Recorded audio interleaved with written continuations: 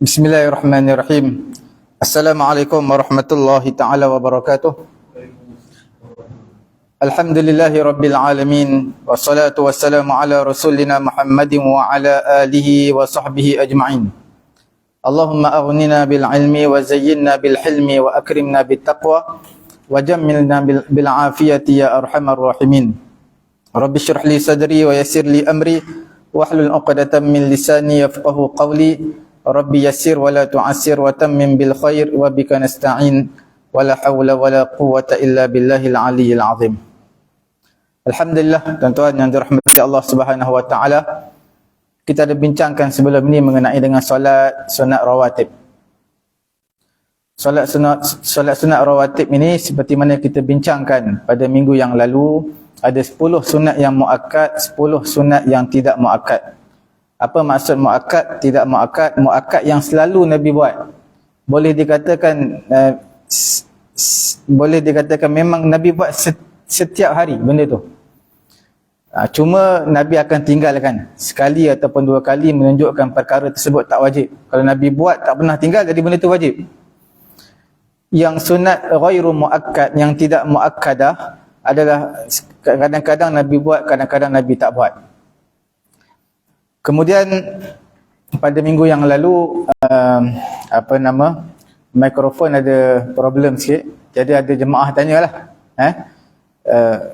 seseorang yang dah sembahyang isyak di surau ataupun di masjid, kemudian dia pulang ke rumah, sepatutnya pulang ke rumah terus sembahyang, tapi dia buat perkara-perkara lain dulu, tengok TV semua, esok subuh baru bangun. Sebelum azan subuh lah dia buat solat sunat. Dia kata ada sebahagian ustaz menyatakan tidak dibenarkan sembahyang sunat ba'diyah. Saya tak tahulah sama ada ustaz tu yang cakap macam tu ataupun orang tu yang salah dengar. Sebab kita bincangkan pada minggu yang lalu, solat sunat rawatib ni ada waktu awal waktunya dan akhir waktu. Ada waktu mula dan ada waktu berakhir. Secara kebetulan time saya huraikan perkara ini, mikrofon handset rosak. Mikrofon handset saya rosak. Sebab tu saya guna ni wireless. Wireless mungkin lebih selamat lah kot. Jadi waktu mula qabliyah adalah bermulanya azan. Azan dah boleh semayang. Yang terbaik tunggu habis azan dulu, jawab azan, kemudian baru semayang sunat qabliyah. Waktu akhir adalah waktu habisnya waktu solat tersebut.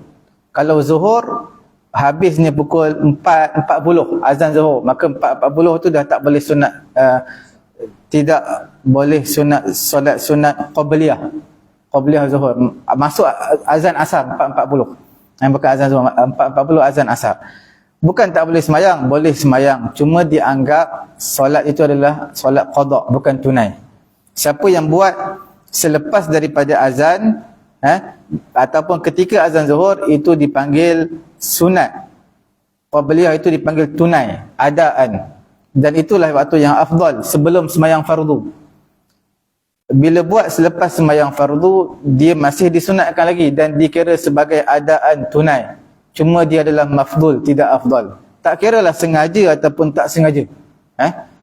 Itu waktu mula dan berakhir. Kemudian solat sunat ba'diyah pun ada juga waktu mula akhir. Mula dia adalah selepas selesai solat fardu. Tak kiralah sembahyang fardu nak wirid dulu ke nak sembahyang sunat ba'diyah, tapi yang terbaik wirid dulu. Yang afdalnya wirid dulu lepas sembahyang fardu, kemudian baru solat sunat ba'diyah. Kalau solat sunat ba'diyah pun tak apa, kemudian baru wirid, cuma dia tak afdal lah. Kemudian itu waktu mula dia solat sunat ba'diyah. Berakhir adalah kalau waktu zuhur, akhirnya azan asar. Sama. Waktu bermula je lain, waktu akhirnya sama. Bukanlah bermaksud waktu akhir tak boleh semayang. Boleh semayang. Itu jadi qada. Jadi qada, bukan jadi tunai, bukan jadi adaan. Adakah qada adaan perlu niat? Tak perlu niat. Tuan-tuan, itu adalah sunat je. Saja aku semayang qabliyah zuhur 2 rakaat tunai. Tunai itu adalah sunat. Saja aku solat sunat qabliyah zuhur qada. Qada itu adalah sunat. Niat qada itu adalah sunat. Tak niat pun tak apa.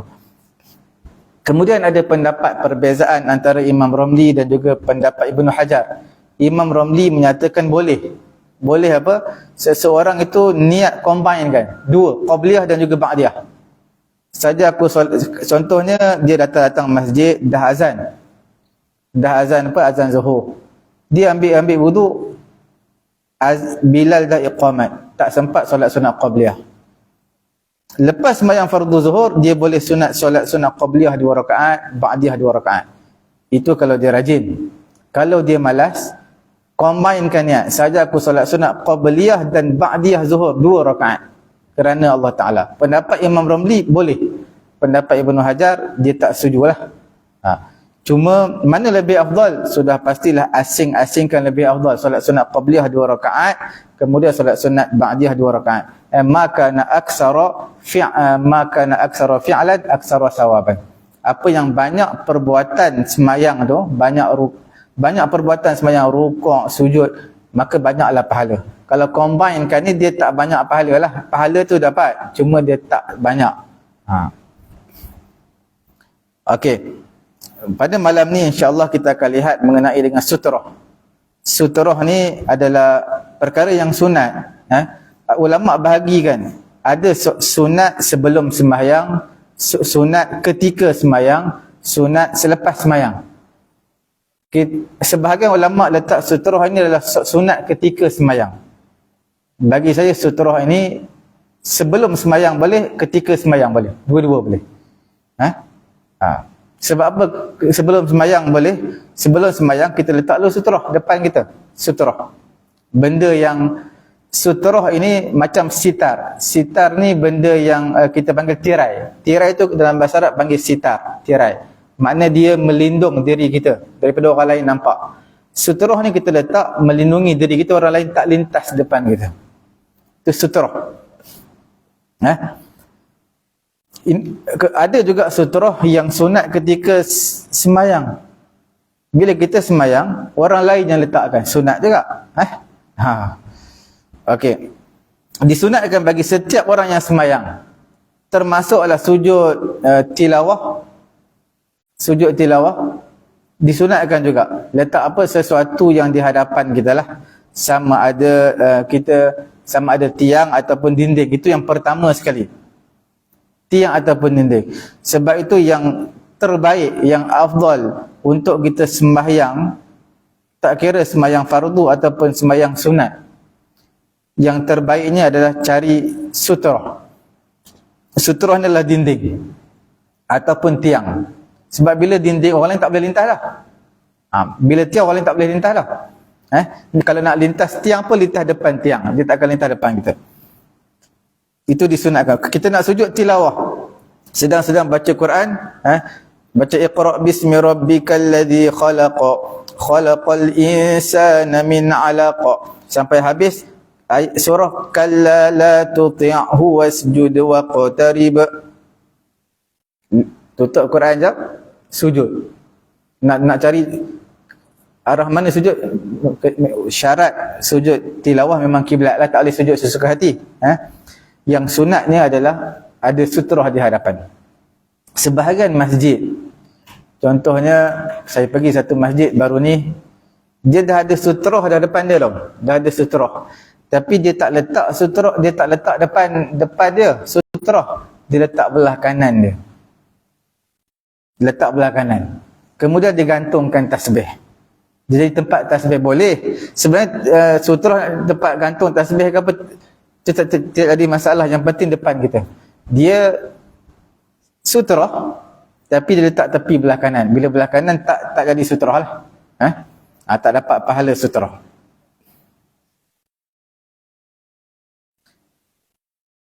Sekiranya tak ada tiang, macam surau kita tak ada tiang.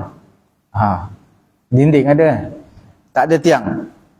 Bila tak ada tiang ataupun dinding ada tapi semua dah ambil dah sembahyang sunat untuk bersutrahkan dinding. Jadi apa yang adalah yang tingginya 2/3 hasta, apa dia, seperti tongkat, beg kan selalu tinggi 2/3 hasta juga. Ataupun barang-barang yang tinggi lah, apa yang kita bawa. Kalau skateboard, kalau boleh pacak skateboard tu, pacak depan. Boleh semayang. Boleh jadikan sebagai sutra. Yang tinggi yang 2 per hasta. Jadi ini disebutkan mengenai dengan tinggi panjang. Lebar tidak disebutkan. Mana kita ambil lah, kalau boleh, kalau anak panah boleh pacak, pacak anak panah. Dia tak, sutra ni dia tak ikut lebar berapa panjang. Dia ikut ketinggian. Okey. 2/3 hasta, 2/3 hasta manusia yang biasalah. Jangan ukur tangan manusia yang pendek sangat. Jangan tak tangan manusia yang panjang sangat. Yang sedang-sedang, yang sederhana. 2/3 hasta tu paling kurang. Ataupun lebih 2/3 hasta tak apa, jangan kurang. Dia 2/3 hasta bermula pada hujung jari sampailah ke siku lah. Itu 1 hasta. Hujung sampai sini 1 hasta. Kita bagi 3. 1, 2, 3. Jadi ambil 2/3 dia, ketinggian tu. Dan di manakah kita nak letakkan sutrah tersebut? Sutrah tersebut, dia ada cara nak letak dia lah. Mana antara orang yang sembahyang dan juga sutrah tersebut tidak boleh lebih daripada 3 hasta. 3 hasta, ukurlah. Selalu tempat soft kita ni selalu dah decentralizekan. Semua akan 3 hasta, tak akan lebih. Soft pertama, nak soft kedua. Tuan-tuan pergilah masjid mana, surau mana, semua sama. Dia tak ada, masjid ni dia luas. Soft kedua dengan soft ketiga dia luas. Soft ketiga keempat luas, tak ada, semua sama. Bila sebut tentang soft sembahyang, semua sama. Dia 3 hasta je. Dan begitulah sutrah, antara sutrah dan juga orang yang sembahyang adalah 3 hasta. Tak boleh lebih. Kalau lebih sembahyang tu sah, cuma tak dapat pahala sutrah. Tuan-tuan kena faham, sembahyang tak jadi cacat cela. Sebab sembahyang tak ada pun perkara yang membatalkan sembahyang, tak ada sutrah. Tak ada. Cuma dia tak sempurna lah. Sebab dia perkara yang sunat. 2/3 hasta diletakkan depan dan tidak lebih daripada 3 hasta. Tak lebih tu ukuran daripada mana? Daripada sutrah sampai ke mana? Iaitu ada 2 pendapat, sama ada Ibn Hajar juga Imam Ramli. Dua-dua pendapat ni kuat. Imam Ramli kata bermula daripada tumit kita lah. Imam Ramli kata bermula daripada kaki kita. Kaki. Manakala Ibn Hajar kata adalah bermula dari tumit, hujung lagi. Imam Ramli kata tapak kaki kita sini je. Sini dah boleh start sampai sutrah. Imam Ibn Hajar dia kata belakang tumit. Ukur dari belakang sampailah ke sutrah, tak lebih daripada 3 hasta. Dua-dua ni pendapatnya dah kuat. Orang yang sembahyang duduk, ukur daripada punggung dia sampai ke sutrah tu lah. Okey. Ini adalah tidak boleh melebihi 3 hasta. Kalau lebih, sembahyang sah, tak dapat pahala sutrah. Sama juga seperti mana kita bincangkan dulu, antara imam dan juga saf pertama, tak boleh lebih 3 hasta. Antara saf pertama dengan saf kedua tak boleh lebih 3 hasta. Saf kedua dengan saf ketiga tak boleh lebih 3 hasta. Kalau lebih sembahyang tu sah, dia tak jadi sembahyang tak sah, cuma tak dapat pahala jemaah je lah. Tak dapat pahala jemaah. Sebab apa tak dapat pahala jemaah? Sebab syarat dia kena 3 saf. Apa dalil dia? Kita pernah sebutkan yang dalam kitab Nihayatul Muhtaj, kitab Imam Ramli, iaitu Nabi SAW sembahyang dalam Kaabah, antara dinding Kaabah dengan tumit Nabi tak lebih 3 hasta. Berdalilkan dalil ini, maka ulama kata tak boleh sembahyang antara imam dan juga saf pertama tak boleh lebih 3 hasta. Antara saf pertama dan saf kedua tak boleh lebih 3 hasta. Begitu juga sutrah, antara kita yang sembahyang berdiri dengan sutrah tak boleh lebih 3 hasta. Sekiranya dinding pun tak ada, tiang pun dah penuh, dinding dan tiang semua dah pakat, semua sembahyang sunat, dah tak ada apa dah, barang pun tak ada, kita nak letak beg, kita tak ada bawa beg, tongkat pun tak ada. Apa yang perlu nak jadikan sutrah? Ulama kata bentangkan sejadah sebagai sutrah.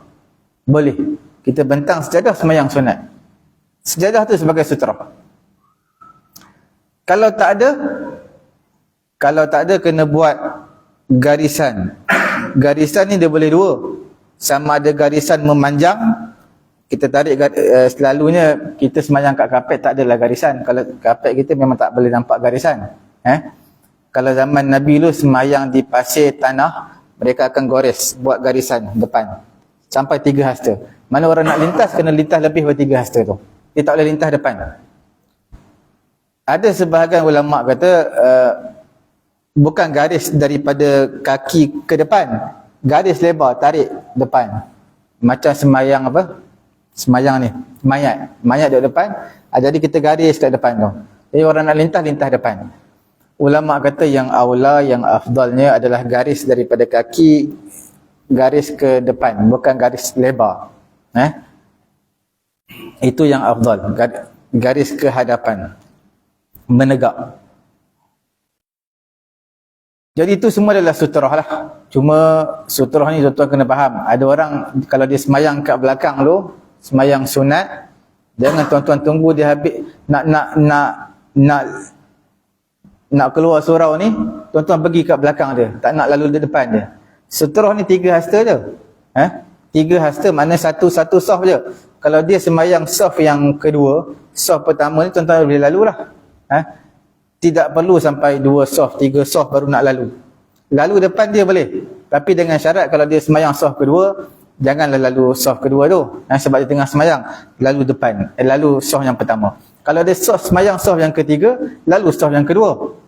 Kalau nampak macam tak apa sedap sangat, mata yang melihat, jauhkan sikit. Tapi sebenarnya boleh. Dia lebih dari 3 hasta je. Sebab jarak yang dibenarkan untuk kita lalu adalah 3 hasta je. Ini kadang-kadang dia semayang 5 saf kat belakang mana. Kita tak boleh lalu depan. Sampai bila? Sampai 10 saf kena lalu belakang dia. Susah habis tu. Okey.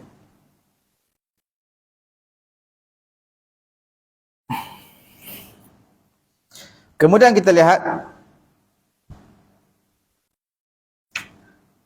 disunatkan, bukan wajib, kepada orang yang sembahyang dan juga bukan orang yang sembahyang. Disunatkan apa? Mengangkat tangan, tahan orang daripada lalu depan kita.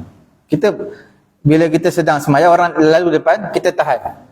Itu disunatkan, bukan wajib. Disunatkan kepada siapa? Kita yang sedang semayang pun boleh, ataupun orang lain pun boleh.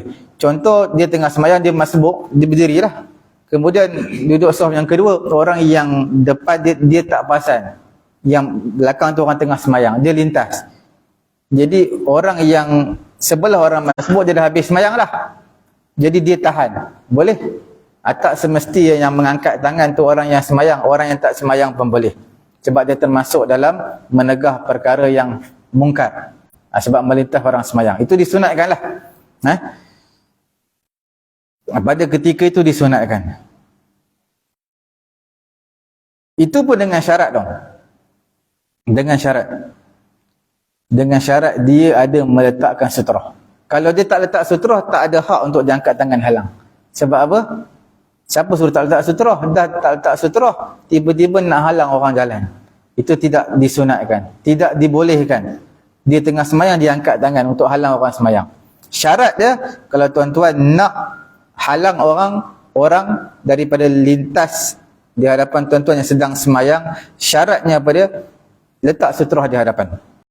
Baru boleh disunatkan angkat tangan untuk halang orang yang semayang.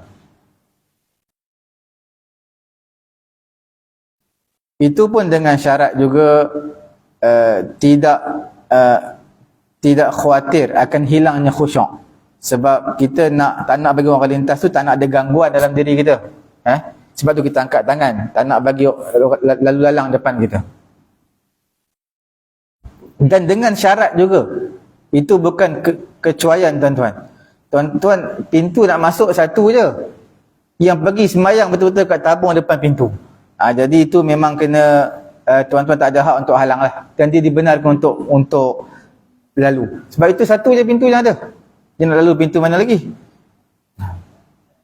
Apakah hukum kepada orang yang lalu pada ketika mana diletakkan sutrah? hukum orang yang lalu hukumnya adalah haram. Lalu di hadapan orang yang sembahyang, hukumnya haram. Bila diletakkan sutrah depan dia. Kalau tak letak sutrah tak apa.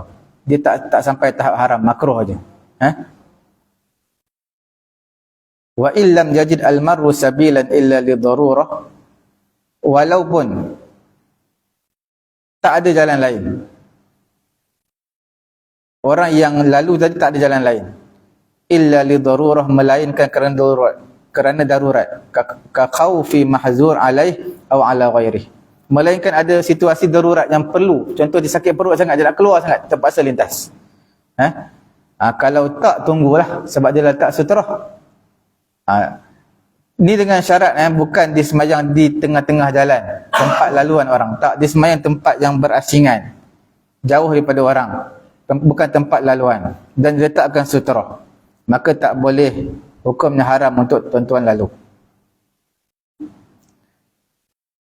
Lahu al-murur haitsu la tariqa ghayra ma bainal musalli wa sitratuhu. Harus bagi seseorang untuk lalu. Harus. Bila tak ada laluan lain. Itu satu-satunya laluan. Jadi takkanlah semata-mata nak bazirkan masa dia, nak tunggu tuan-tuan habis semayang baru boleh lalu. Lalu je. Hukumnya harus dibenarkan. Sebab apa? Kerana kecuaian daripada orang yang semayang. Dia pilih tempat yang tak sesuai untuk solat sunat. Yang kita sebutkan sutrah tadi bermula daripada dinding tiang, kemudian level yang kedua adalah tongkat ataupun beg yang tinggi, yang ketiga adalah sejadah, yang keempat adalah kita buat satu garisan ke hadapan. Ini semua berdasarkan perbuatan Nabi sallallahu alaihi wasallam ataupun hadis Nabi, yang mana Nabi mengikut tertib ini. Hadis riwayat Abu Daud, idza shalla ahadukum falyaj'al amama wajhihi syai'an. Apabila salah seorang di kalangan kamu sembahyang, hendaklah dia jadikan di hadapannya sesuatu. Maknanya jadikan sesuatu di hadapannya sebagai sutrah. Fa illam yajid falyansib 'asan. Kalau dia tak ada benda dah, maka ambillah tongkat ataupun kayu, pacakkan depan dia. Kalau kapet kita tak bolehlah kita nak pacak, ambillah apa benda, rehal pun boleh. Rehal yang tinggi. Bukan rehal yang macam ni tu, rendah sangat. Rehal yang letak Quran tinggi tu. Itu boleh. Fa illam yakun ma'ahu 'asan, kalau tak ada, dalam hadis Nabi kata riwayat Abu Daud, kalau tak ada tongkat, maka buat satu garisan ke hadapan. Thumma la yadurruhu ma marra amamahu, maka tidaklah memberi keburukan kepada orang yang lalu di hadapan sutrah tadi. Bila dah letak sutrah, orang boleh lalu depan dia. Depan sutrah tadi.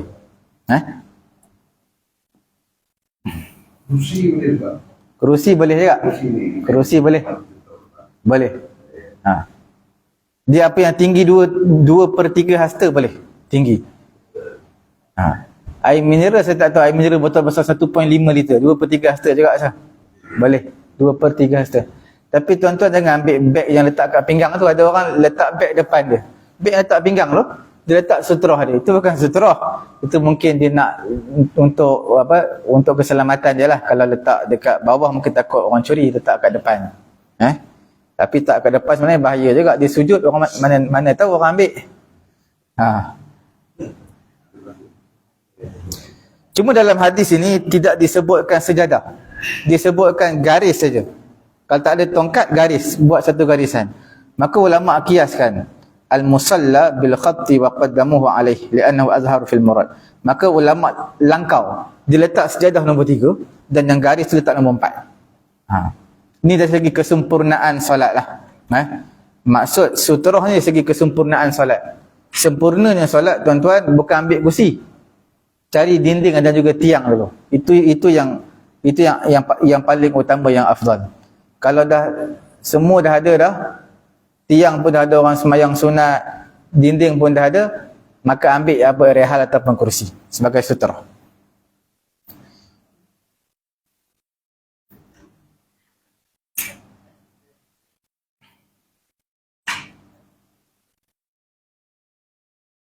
Yang afdal adalah menjadikan sutrah itu adalah setentang, betul-betul berhadapan dengan dia. Cuma di sini bila tiang ni, Bila tiang dia tak afdal lah betul-betul di hadapan tiang, dia kena sengit sikit. Sama ada di sebelah kanan ataupun sebelah kiri. Ada ulama kata, seperti Imam Al-Madabiri, dia kata yang aulanya sebelah kiri. Dia kata tiang depan kita, jangan betul-betul kita menghadap tiang macam sembah tiang. Jangan. Sebab Nabi larang dalam hadis nanti kita akan bacakan. Nabi larang betul-betul menghadap tiang sembahyang. Tiang sini kita betul-betul hadap tiang. Yang afdalnya adalah ke kanan sikit. Kalau tiang di sini kita kanan sikit ataupun kita kiri sikit. Mana sebelah dada kita je menghadap ke tiang. Sebelah lagi tak. Yang mana yang afdal, dada kanan, dada kiri? Ada sebahagian ulama kata, seperti Imam Al-Madabiri, dia kata dada kiri. Belah kiri hadap ke tiang. Sebab dia kata syaitan datang belah kiri. Itu pendapat dia lah. Sebagian ulama lain dia kata kanan yang aula. Mana yang hadap tiang tu kanan. Sebab Nabi kan suka sebelah apa? Kanan. Nabi sikat pun sikat sebelah kanan. Nabi nak pakai baju pun pakai sebelah kanan dulu. Pakai kasut pun, slipper pun belah kanan dulu. Semua belah kanan. Jadi maksudnya kanan lebih mulia daripada kiri. Jadi bila nak sembahyang, nak hadap tiang itu adalah hadap belah kanan. Ini untuk tiang. Tapi kalau kerusi tidak termasuk dalam ni lah. Kerusi ke rehal. Sebab dia benda yang bukan daripada atas sampai bawah. Dinding pun tak termasuk. Sebab dinding macam mana kita nak ke kiri ataupun ke mana? Kanan. Tiang je boleh.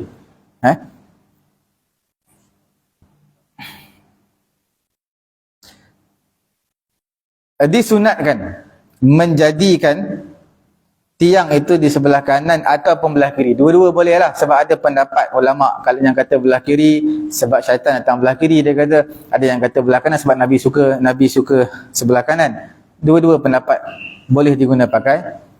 Kerana hukum kita betul-betul bertepatan dengan tiang, itu hukumnya makruh. Kerana larangan daripada Nabi. Hadis riwayat Abu Dawud, riwayat Imam Ahmad daripada hadis Al-Miqdad bin Aswad. Dia kata, ma ra'aitu Rasulullah sallallahu alaihi wasallam salla ila amudin wala amudin wala syajaratin illa ja'alahu ala hajibihi al-ayman aw al-aysar wala yasmudu lahu samdan. Aku tak lihat Nabi semayang sama ada menghadap ke tiang, kayu ataupun pokok, melainkan Nabi akan menghadap ke belah kanan dia atau belah kiri dia, antara dua. Nabi tak hadap betul-betul. Hadisnya ada ulama kata hadis yang dhaif lah. Hadis yang lemah. Sebagai amalan bolehlah, untuk mensabitkan hukum itu tidak dibenarkan.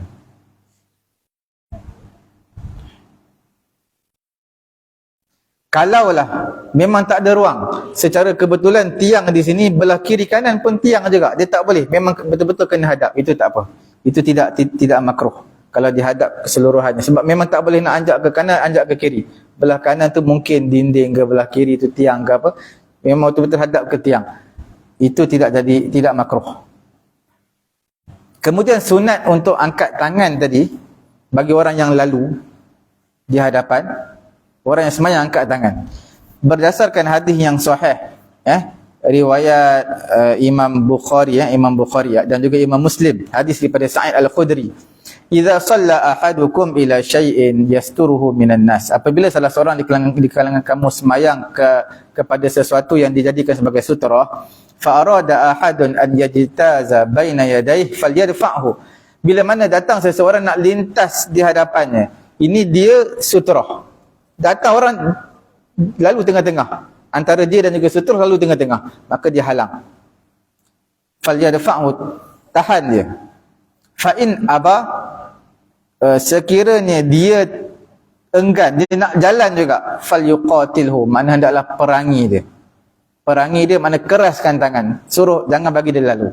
Fa innama huwa syaitan, Nabi kata dia tu syaitan sebab lalu depan orang sembahyang. Difahami daripada hadis ni, makna yang awal-awal janganlah kita keras sangat tangan kita angkat je supaya orang tu tahu kita tengah sembahyang, dia akan lalu orang lain. Kalau dia degil juga, kena betul-betul keras. Maknanya kalau betul-betul keras dia sampai dia jatuh, kita tahan dia tu sampai dia jatuh, jatuh sampai lumpuh, tidak dikenakan apa-apa hukuman kepada kita. Disebab apa? Sebab kita dah buat cara yang paling bawah, daripada bawah naik atas, makin keras, tetap dia nak lalu juga. Dia hukum dia seperti mana soil. Soil ni orang yang cuba untuk soil ni kita panggil apa? Orang yang nak mencederakan kita. Bila orang nak mencederakan kita, kita tak boleh bunuh dia terus. Dalam Islam, kita kena tepis dia ataupun buat yang setimpal dengan dia. Kalau dia tak ada pisau pun, mungkin dia ada, kita panggil getah paip dia. Jadi kita pun kena balas seperti itu juga. Kita jangan pula dia guna getah paip, kita guna pisau. Ataupun dia guna besi, kita guna apa? Pistol, matikan terus je. Tembak. Dari segi Islam kena bagi setimpal lah. Jangan terus bunuh dia. Kalau kita boleh mengelak, kita elak. Kalau tak ada cara lain melainkan bunuh, baru bunuh. Itu dari segi Islam lah. Undang-undang lain pula dari segi undang-undang. Dan dengan syarat juga kita nak halang orang laluan, jangan pergerakan kita perlu dijagalah tak lebih daripada 3 kali pergerakan yang besar. Kalau lebih 3 kali boleh membatalkan sembahyang. Mengenai dengan haram orang yang lalu ni, berdasarkan hadis law ya'lamul mar baina yadayil musalli. Kalaulah orang yang lalu tu tahu, lalu depan orang sembahyang, tahu apa tu? Dalam hadis yang lain dia sebut apa? Maza alaihi minal ismi. Kalau dia tahu dosa, lakana an yaqifa arba'in. Pasti dia akan berdiri 40. 40 apa? Ulama kata 40 tahun dia akan tunggu. Sebab apa? Dosa dia amat besar. Orang lalu depan orang sembahyang. Khairun lahu min an yamurra baina yadayhi. Seperti mana riwayat Imam Bukhari, tunggu 40 tahun itu lebih baik berbanding dia lalu di hadapan orang yang sembahyang. Hadis ini menunjukkan al-khabaru dallu ala adamil hurmah dha'ifun. Hadis yang menunjukkan tidak haram melintas depan orang sembahyang, hadis itu lemah. Hadis yang kuat adalah melarang untuk kita lalu depan orang sembahyang. Kalau seseorang itu lihat, walau ra'ahu mustatiran bil adwan fashakka fi taqsirihi bil istitar bihi harumal murur. Kalau seseorang itu dia lihat seseorang tu sutroh, tapi dia sutroh yang tak sepatutnya. Sutroh yang tak sepatutnya. Mungkin ada benda yang macam saya beritahu, ada level pertama, kedua, ketiga, keempat, dia ambil level yang keempat dah atau level yang ketiga. Jadi padahal tiang banyak, dinding banyak. Jadi haram juga untuk dia lalu. Sebab apa? Kita mana tahu, mungkin dia nak semayang tadi, ramai orang semayang dekat dinding dengan tiang. Dia tak boleh nak lalu, dia tak boleh nak semayang sunat. Dia semayanglah sunat kat belakang, dia ambil lah apa? Rehal letak depan. Jadi kita bersangka kita boleh lalu depan dia semayang. Sebab apa? Kerana dia tak ikut susunan sutroh. Sepatutnya kena semayang bersutrohkan dinding ataupun tiang, tapi dia tak nak. Jadi haram juga kita lalu. Sebab apa haram? Mana kita tahu, mungkin sebelum ni ramai dah orang semayang dekat dinding dan juga tiang, tak ada ruang untuk dia semayang sunat. Wa kullu safin sutrah liman ba'dahu 'inda Ibnu Hajar. Setiap saf itu adalah sutrah kepada orang yang berada yang di saf selepas dia. Mana saf yang kedua, mana sutrah dia? Sutrah dia saf yang pertama. Saf yang pertama, mana sutrah dia? Sutrah adalah sutrah imam. Sebab tu imam disunatkan letak depan dia sutrah. Bila letak depan dia sutrah, mana sutrah saf yang pertama, sutrah saf pertama sama dengan sutrah saf imam, sama dengan sutrah imam. Sutrah saf yang kedua adalah saf yang pertama. Sutrah saf yang ketiga adalah saf yang kedua. Itulah cara dia.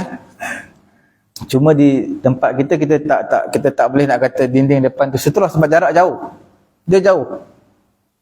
Antara tempat imam semayang dengan dinding depan tu jauh. Dia lebih 3 hasta. Kalau macam tu imam ke depan lah. Bila imam ke depan, antara imam dan juga makmum yang duduk saf pertama lebih 3 hasta pula. Bila lebih 3 hasta, dia tak dapat pahala berjemaah lah. Mengikut pendapat dalam mazhab Syafi'i. Dia tak boleh lebih 3 hasta antara saf pertama dengan imam. Saf yang pertama dengan imam tak boleh lebih 3 hasta. Imam tu tak boleh lebih 3 hasta.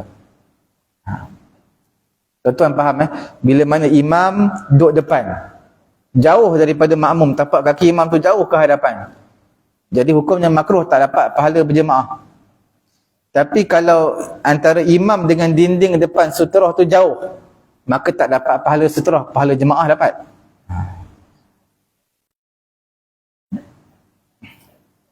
Kemudian kita lihat yang diiktibar ad-daf' bi'i'tiqad al-musalli wa fi hurmat al-murur bi'i'tiqad al-mar wa lam yajib ad-daf' wa in kana min babin nahyi 'anil munkar. Kita kata yang diambil kira orang yang sembahyang dihalang sebab apa? Dia beriktiqad.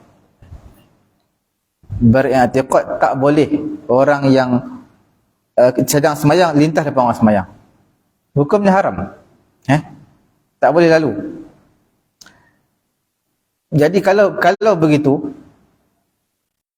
kita kata hukum mengangkat tangan tu wajib. Sebab apa wajib? Sebab menegah perkara mungkar tu wajib. Sampai ulama-ulama dalam bab tauhid ni, dia kata orang yang sedang minum arak, kawan dia peminum arak juga, wajib ditegur kawan dia yang sedang minum arak. Walaupun dia sedang buat perkara mungkar, dia, dalam masa yang sama dia lihat perkara mungkar, hukumnya wajib kepada ditegur kawan dia.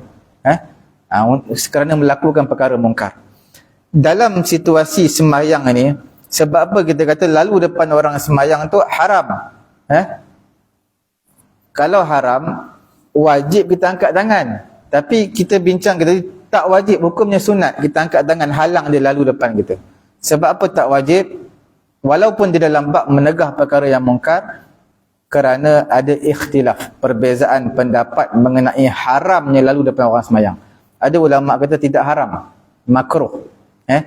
Pendapat Imam Nawawi sebut dalam kitab dia, nukilan daripada Imam Al-Ghazali, dia kata hukumnya makruh, tak sampai tahap haram. Jadi bila makruh ni akan buka pintu kepada manusia-manusia lain untuk lalu depan orang sembahyang. Sebab itu pendapat haram tu lebih kuat. Di Mekah tu Ustaz? Di Mekah? Kita tak boleh lalu depan orang sembahyang. Melainkan dalam 4 situasi kita boleh lalu depan orang sembahyang. Yang pertama, tempat tawaf. Tempat tu tawaf tapi dia beri sembahyang sunat tawaf. Sembahyang sunat tawaf. Kita dah tahu orang yang walaupun memanglah tak dinafikan, disunatkan sembahyang sunat tawaf di mana? Belakang belakang maqam ni Ibrahim. Tapi bukanlah bermaksud betul-betul belakang tu. Kerana memandangkan jemaah yang makin ramai. Orang nak tawaf tu semakin ramai sampai ada tingkat 2, ada tingkat 3. Jadi bila ramai, sembahyang di hujung-hujung. Bila dia sembahyang di tempat tawaf, maka boleh lintas depan orang sembahyang. Boleh. Itu situasi yang pertama. Sebab dataran yang bawah tu adalah bukan untuk sembahyang sunat. Adalah untuk orang melakukan tawaf. Kalau dia sembahyang sunat juga, kita boleh lalu depan dia. Tidak berdosa. Situasi yang kedua, dibenarkan untuk kita lalu depan orang sembahyang. Apa dia? Dia sembahyang tengah jalan. Depan pintu tu. Pintu ada satu je, dia sembahyang situ. Tak tahu sebab apa dia sembahyang itu. Dia sembahyang, kita ada jalan lain. Lalu. Itu tak berdosa. Situasi yang ketiga, kita datang buka pintu nak masuk. Saf pertama penuh, kedua penuh, ketiga penuh. Ada saf yang keempat ni. Tapi dalam saf yang keempat kita nampak dekat hujung saf yang pertama tu kosong. Macam mana kita nak pergi? Lintas depan orang sembahyang? Boleh. Lintas je depan orang sembahyang, nak semata-mata untuk penuhkan saf, boleh. Boleh melintas depan orang sembahyang. Sepatutnya saf yang kedua tak boleh lintas depan dia. Sebab sutrah dia saf yang pertama. Saf pertama pun tak boleh juga kita lintas. Sebab apa? Sebab imamnya sutrah. Sutrah dia sutrah imam. Sutrah imam adalah sutrah makmum yang pertama. Makmum yang berada pada saf yang pertama. Jadi situasi yang ketiga dibenarkan, lalu je. Yang penting penuhkan saf. Situasi yang keempat adalah bila kita batal sembahyang. Kentut ke, kita sedang semayang ni, ataupun sakit perut sangat, sembahyang pula ada 5 saf. Macam mana kita nak keluar? Memang tak ada cara jalan lain, memang kena lintas depan orang semayang. Dalam 4 situasi ni adalah dibenarkan lah. Dibenarkan untuk apa? Untuk lintas depan orang semayang. Boleh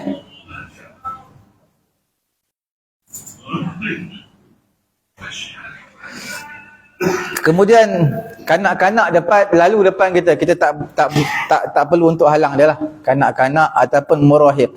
Murahik ni budak yang hampir balik dalam 11 tahun, 12 tahun. Yang lalu depan kita tak perlu halang dia. Sebab apa tak perlu halang dia? Kerana mereka ni tidak haram. Tidak haram untuk lintas depan orang semayang. Yang haramnya kita, orang yang besar lalu depan orang semayang, itu haram. Kanak-kanak, orang yang hampir balik, itu tidak haram. Jadi tak perlu, bila tak haram, tak perlu kita halang dia untuk lalu depan kita. Okey. Bila berlaku dua pertembungan antara ridak. Ridak ni kita panggil selendang lah. Kan orang selalu letak selendang ni. Macam serban, letak selendang. Sama ada bahu kanan, bahu kiri, dia letak. Letak selendang dan juga sutrah. Mana yang perlu diutamakan? Maka ulama' kata sekiranya bahu dia memang dah tutup. Tutup tu mana memang dia pakai baju lah. Dia pakai baju. Cuma dia nak tambah lagi ekstra. Selendang. Dia punya apa, macam kain apa, serban tu. Dia letak kat bahu. Ulama' kata bila berlaku pertembungan, nak sutrah ataupun nak, mungkin serban dia tu tinggi, tebal, 2/3 hasta. Dia lipat-lipat boleh jadi tinggi. Nak jadikan kain tersebut sebagai sutrah ataupun letak atas bahu, maka ulama' kata letak dia sebagai sutrah, bukan letak di atas bahu. Tapi kalau ada dua kain apa, serban tadi, bolehlah satu letak sutrah, satu letak ni. Mana kain serban tu yang betul-betul tebal, yang berlipat-lipat-lipat lah, sampai 2/3 hasta. Bukan 2/3 hasta ni panjang, dia punya tinggi dia. Dia lipat boleh jadi tinggi. Okey. Jika tidak, satarahuma wa infatat. Kalaulah dia tak ada baju, dia kain selendang ada, baju tak ada. Jadi nak tutup bahu semayang ataupun nak letak sebagai sutrah. Pada ketika tu dia kena tutup bahu dia. Sebab tu semayang ni tak tutup bahu makruh. Terutama bila kita buat apa, tawaf. Kita buat tawaf. Tawaf kan disunatkan kita buka bahu. Itu ketika tawaf. Tawaf dan sa'i tau. Tawaf dan sa'i. Dua-dua. Bila mana kita semayang sunat tawaf, kita tutup balik bahu. Kerana buka bahu ketika semayang makruh. Ketika sa'i kita buka balik. Walaupun sebahagian jemaah disuruh kita pakai. Dalam mazhab lain lah, dia kata pakai, tutup bahu. Tapi dalam mazhab Syafi'i kita tak buka. Sunat juga. Setiap sa'i yang diiringi dengan apa? Tawaf. Disunatkan buka bahu lah. Okey. Kalau berlaku pertembungan antara khusyuk, sutrah, saf yang pertama, mana yang diutamakan? Maka diutamakan khusyuk dulu. Sutrah kemudian pun tak apa, saf pertama kemudian pun tak apa. Yang penting khusyuk tu. Kita dapat khusyuk, itu yang diberi keutamaan. Kalau antara saf dan juga sutrah, saf yang pertama sutrah, yang mana nak dikedepankan? Kalau duduk saf yang ketiga, tak ada sutrah lah. Tak ada sutrah. Tak ada sutrah. Sutrah dia adalah saf yang kedua je. Tapi kalau duduk depan, ada sutrah, ada dinding.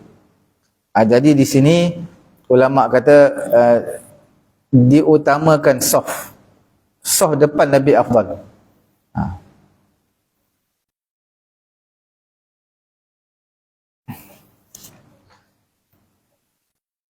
Kemudian kita sebutkan mengenai sutrah ni, hukumnya adalah tidak dibenarkan bersutrahkan orang yang di hadapan kita. Orang di hadapan kita boleh jadi sutrah. Mana orang dia duduk depan kita, kita semayang belakang dia. Dia duduk saf pertama, kita duduk saf kedua, menghadap dia semayang. Dia hadap depan lah. Kita hadap dia. Dia boleh jadi sutrah kita. Cuma dia pun tak tahu kita sutrah dia, tapi kita semayang belakang dia, maknanya kita sebagai sutrah kita lah. Tapi kalau dia menghadap kita, ya itu tak boleh jadi sutrah. Macam mana pula kita semayang, dia hadap kita pula. Dia tengok muka kita. Itu jadi apa? Main-main. Samalah sama ada laki ke, perempuan ke, isteri kita ke, tidak boleh. Kerana dia akan memberi gangguan pada khusyuk kita. Tidak dibenarkan. Ataupun tak cukup syarat-syarat sutrah yang kita bincangkan tadi. Sutrah yang dinding ni semua ada, tapi dia pilih yang beg dia pilih yang tongkat, itu tidak dibenarkan. Sebab dia kena ikut turutan tu. Turutan yang pertama dinding ataupun tiang. Kalau tak ada, mungkin dah penuh, barulah yang kedua apa-apa barang lah.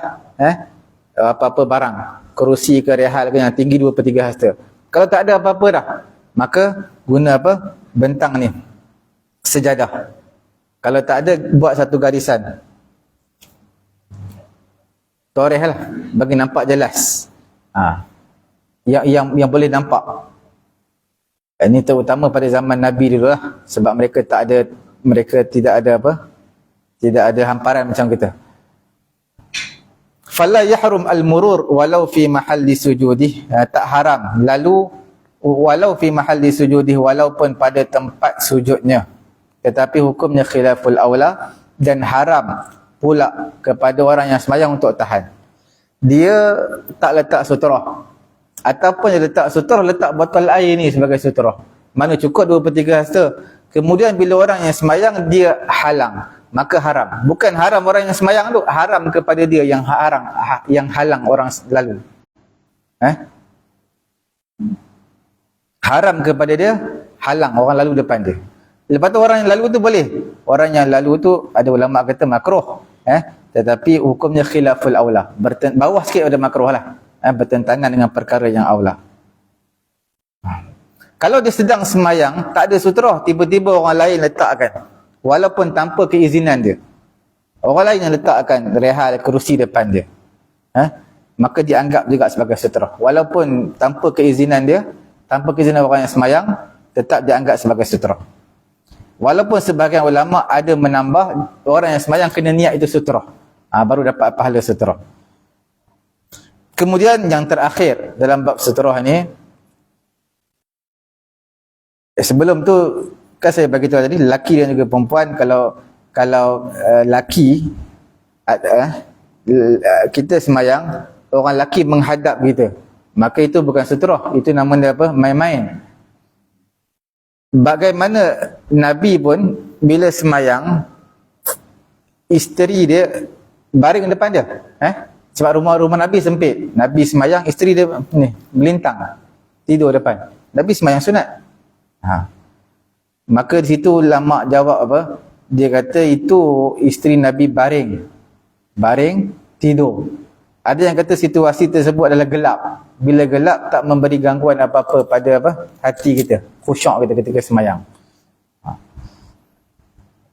Yang terakhir adalah wa yajuzul man'u minal wuquf fi harimil musalli awil qari, dan haramlah meletak sesuatu di kawasan orang yang sedang sembahyang ataupun yang baca Quran. Bila kita sedang sembahyang, dikira kawasan tu adalah kawasan kita. Bila kita sedang sembahyang, kawasan yang petak tu ada kawasan kita. Kita sedang baca Quran, walaupun kita pegang Quran, kawasan tu adalah kawasan kita. Orang lain tak boleh duduk depan kita. Tak boleh duduk depan. Sebab tu bila khutbah jemaat, bila kita sedang duduk, tak boleh ada orang duduk depan kita. Sebab itu dikira sebagai kawasan kita. Sebagai bukan tempat duduk kita tu ya, depan pun sama juga. Sama juga ketika sembahyang, kita tak boleh berdiri ataupun letak apa-apa barang di hadapan orang yang sembahyang. Sebab itu adalah tempat dia. Dia sedang tidak boleh ganggu dia, apa perbuatan dia yang dia sedang buat, terutamanya sembahyang.